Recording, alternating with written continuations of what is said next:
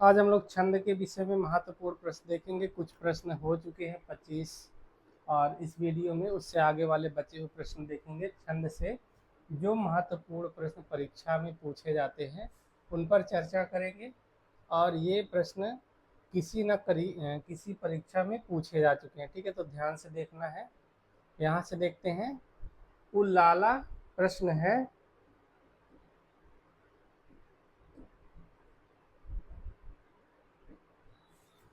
है, उल्लाला छंद के विषम चरणों में 15 और सम चरणों में 13 मात्राएं होती हैं। यह कुल कितनी मात्राओं का छंद है? उल्लाला के विषय में पूछ रहा है। ठीक है, इसका उत्तर क्या हो जाएगा? उल्लाला छंद के विषम चरणों में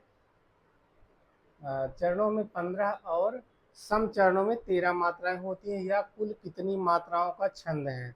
इसका उत्तर क्या हो जाएगा? 24 मात्रा, 26, 28 या 30 मात्रा। तो इसमें क्या हो जाएगा? दोनों को जोड़ देंगे, 15, 13, 28 मात्राएं हो जाएंगी। ठीक है, छंद कितने प्रकार के होते हैं एक बार देख लेते हैं। छंद 3 प्रकार के हो जाएंगे। पहला है मात्रिक छंद, हो जाएगा। दूसरा है वर्णिक छंद, और तीसरा है मुक्तक छंद। ठीक है, मुक्तक छंद।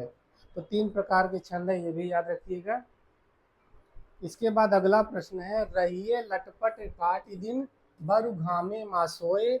यह पंक्ति किस छंद का सटीक उदाहरण प्रस्तुत करती है? रहिए लटपट काट दिन बरु घामे मासोए, यह पंक्ति किस छंद का सटीक उदाहरण प्रस्तुत करती है? तो उत्तर क्या हो जाएगा? छप्पे, कुंडलिया, रोला या सोठा। उत्तर कमेंट करिए, इसका क्या हो जाएगा? कमेंट करिए, क्या हो जाएगा? कुंडलिया। ठीक है, तो कुंडलिया की पंक्ति है ये। अगला प्रश्न है, मात्रिक छंदों में गणना किसकी की जाती है? मात्रिक छंद पूछ रहा है। मात्रिक छंदों में किसकी गणना होती है? केवल वर्णों की, केवल मात्राओं की, लघु और गुरु, वर्ण और मात्रा दोनों की समान रूप से, केवल तुक की। इसका उत्तर क्या हो जाएगा? कमेंट करिए। प्रश्न है, मात्रिक छंदों में गणना किसकी की जाती है? तो मात्रिक छंद में मात्राओं की गणना की जाएगी, तो उत्तर हो जाएगा केवल मात्राओं की, लघु और गुरु की। ठीक है, तो दूसरा उत्तर सही हो जाएगा। लघु मात्रा का चिन्ह 1 और गुरु मात्रा का चिन्ह ये हो गया। ठीक है, अब जब वर्णिक छंद होते हैं तो उसमें गणना किसकी होती है? सॉरी, वर्णिक छंदों में केवल वर्णों की गणना होती है। ठीक है, मात्रिक छंद में मात्राओं की गणना होगी और वर्णिक छंद में वर्णों की गणना होगी। फिर अगला प्रश्न है, संयुक्त अक्षर जैसे क्रा हो गया, प्रा हो गया, छा हो गया के पूर्व का लघु वर्ण छंद शास्त्र में क्या हो जाता है? छंद में ये कैसे बदलते हैं, किस रूप में होते हैं? लघु ही रहता है, गुरु हो जाता है, प्लुत हो जाता है, शून्य हो जाता है। इसका उत्तर कमेंट करिए, क्या हो जाएगा? तो संयुक्त अक्षर क्या हो जाते हैं? इसका उत्तर क्या हो जाएगा? संयुक्त अक्षर जो होंगे क्रा, प्रा, छ, इसकी मात्रा क्या हो जाती है? गुरु हो जाती है। ठीक है, और कब होती है? यदि उस पर भार पड़ता है तब। अगला प्रश्न है, अनुस्वार युक्त वर्ण जैसे अन्न हो गया, कन्न हो गया को छंद में क्या माना जाता है? लघु, गुरु, अर्धवर्ण या इनमें से कोई नहीं। इसकी मात्रा पूछ रहा है, क्या होता है? इसको क्या कहेंगे? अनुस्वार युक्त वर्ण क्या होते हैं?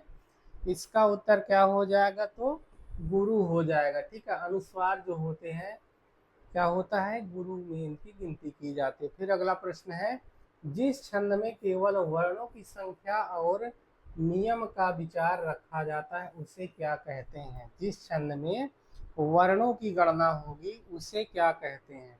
मात्रिक छंद, वर्णिक छंद, मुक्तक छंद या लयात्मक छंद। इसका उत्तर क्या हो जाएगा?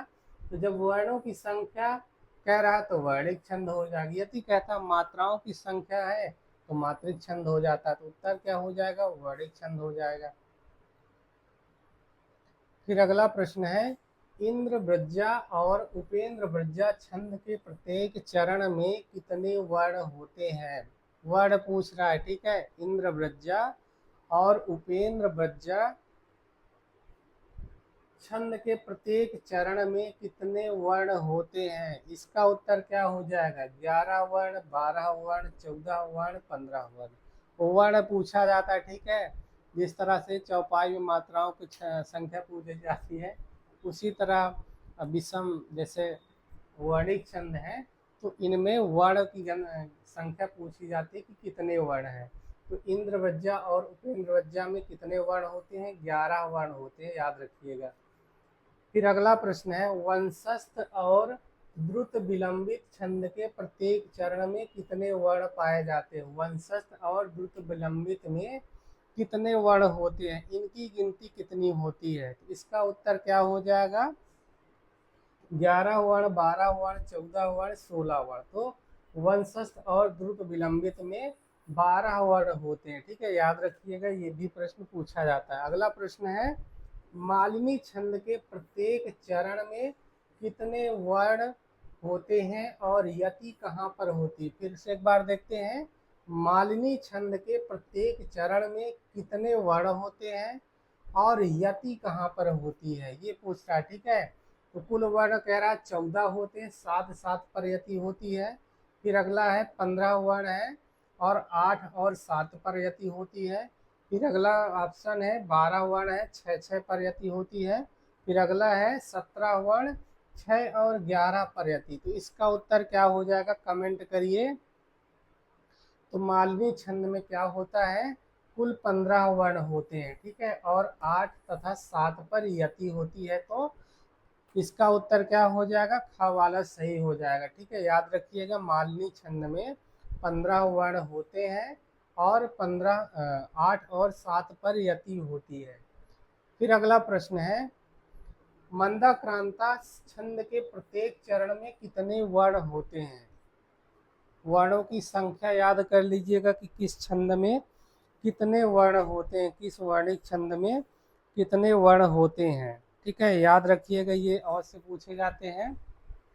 तो मंदाक्रांता में पूछ रहा है, मंदाक्रांता छंद के प्रत्येक चरण में कितने वर्ण होते हैं? 15 वर्ण, 16 वर्ण, 17 वर्ण या 22 वर्ण। इसका उत्तर कमेंट करिए। इसका उत्तर क्या हो जाएगा?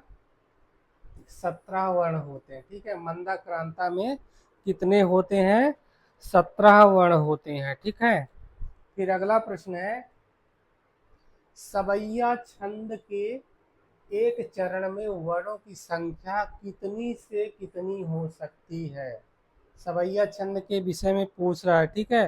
तो सवैया छंद के एक चरण में वर्णों की संख्या कितनी से कितनी हो सकती है? 22 से 26, 28 से 32, 16 से 20 या 31 से 33। इसका उत्तर क्या हो जाएगा? तो उत्तर क्या हो जाएगा? सवैया छंद में 22 से 26 वर्ण होते हैं, ठीक है। सवैया छंद में क्या होते हैं? 22 से 26 हो जाते हैं, ठीक है, याद रखिएगा, ये सारे प्रश्न पूछे जाते हैं।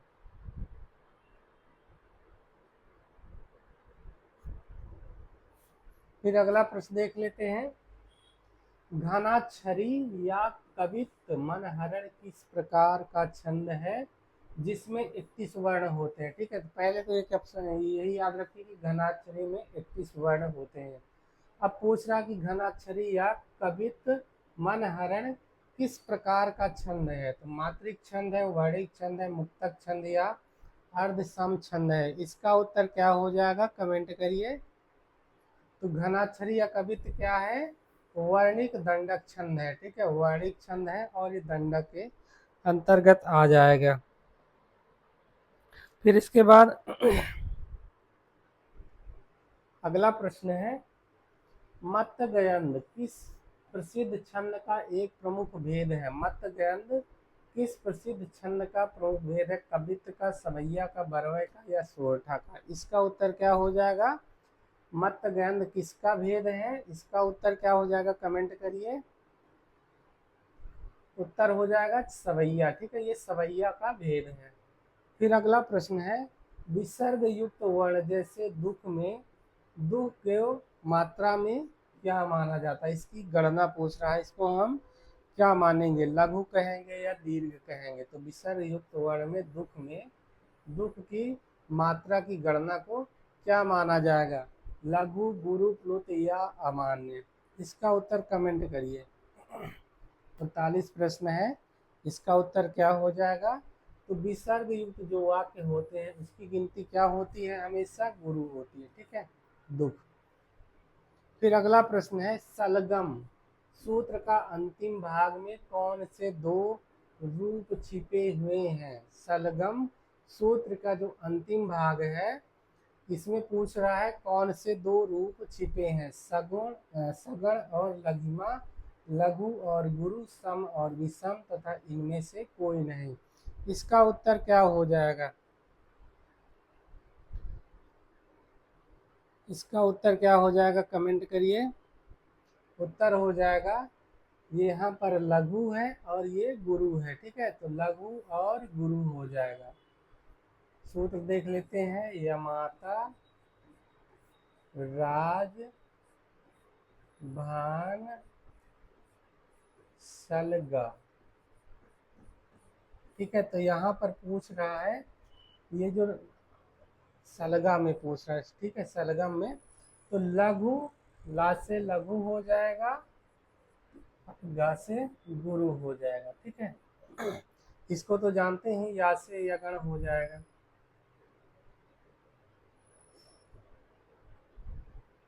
इसका सूत्र है यमाता, राज, भान, सलगा। यमाता हो गया पहला, फिर है मातारा, फिर तीनों लेंगे ताराज हो जाएगा, फिर है राजभा, फिर है जभान, फिर है भानस, फिर है, इसी तरह सारे हो जाएंगे, ठीक है। अगला प्रश्न है, श्री गुरु चरण सरोज रज निज मन मुकुर सुधारी, बरनऊ रघुवर विमल जसु, जो दायक फल चारी। यहाँ कौन सा छंद है पूछ रहा है, यहाँ पर कौन सा छंद है? तो चौपाई है, सोरठा है, दोहा है या बरवय है? इसका उत्तर क्या हो जाएगा? तो श्री गुरु चरण सरोज रज निज मन मुकुर सुधारी, इसमें क्या हो जाएगा? चौपाई छंद है, ठीक है। चौपाई में ये पंक्तियां लिखी जाती, इसके प्रत्येक चरण में 16-16 मात्राएं होंगी, 16-16 मात्राएं रहती है, ठीक है। 4 चरण होंगे और 16-16 मात्रा होगी। फिर अगला प्रश्न है, मूक हुई वाचाल अंग चढ़े गिरवर गहन, जासु कृपा सो दयाल, द्रवौ सकल कलिमल दहन। इन पंक्तियों में कौन सा छंद है पूछ रहा है, इसमें कौन सा छंद हो जाएगा? दोहा, सोरठा, रोला या बरवय?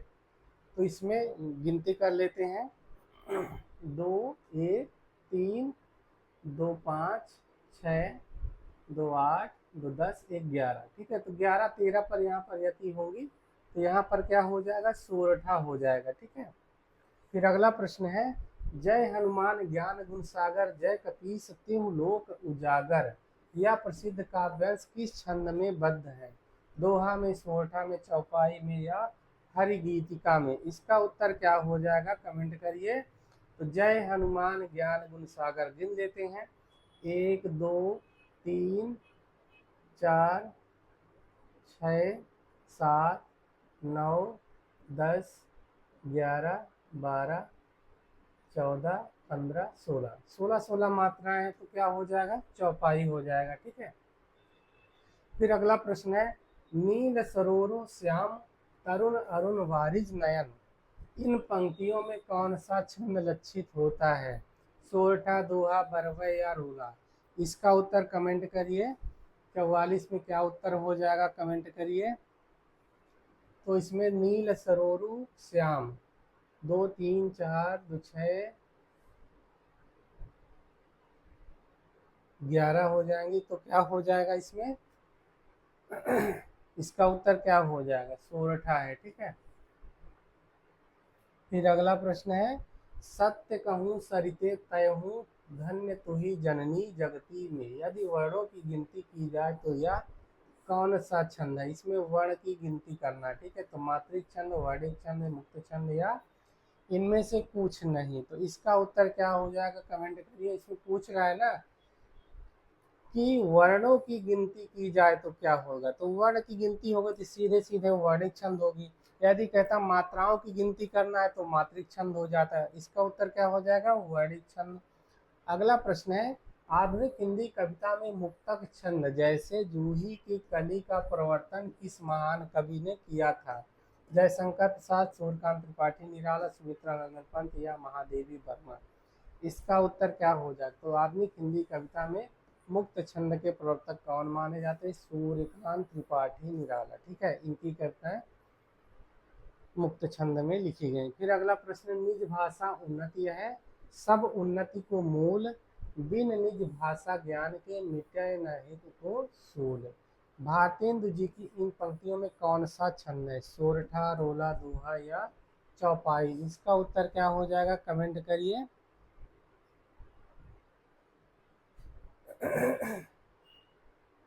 गिन लेते हैं, 1 2 3 4 6 8 10 11 13। तो 13 है, तो 13 11 से हो जाएगा दोहा। उत्तर सही हो जाएगा ग वाला। ठीक है।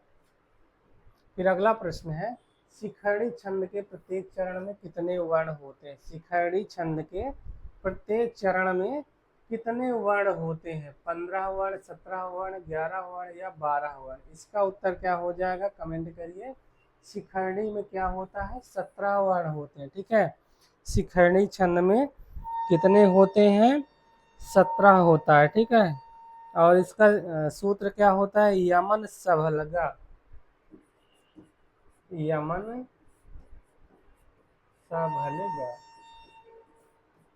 फिर अगला प्रश्न है, छंद शास्त्र में यति का अर्थ विराम है, तो गति का क्या अर्थ? यहाँ पर यति है। ठीक है, रुकना, कविता पढ़ने का प्रवाह या लय, वर्णों की संख्या, मात्राओं की ऊंचाई? इसका उत्तर कमेंट करिए आप लोग।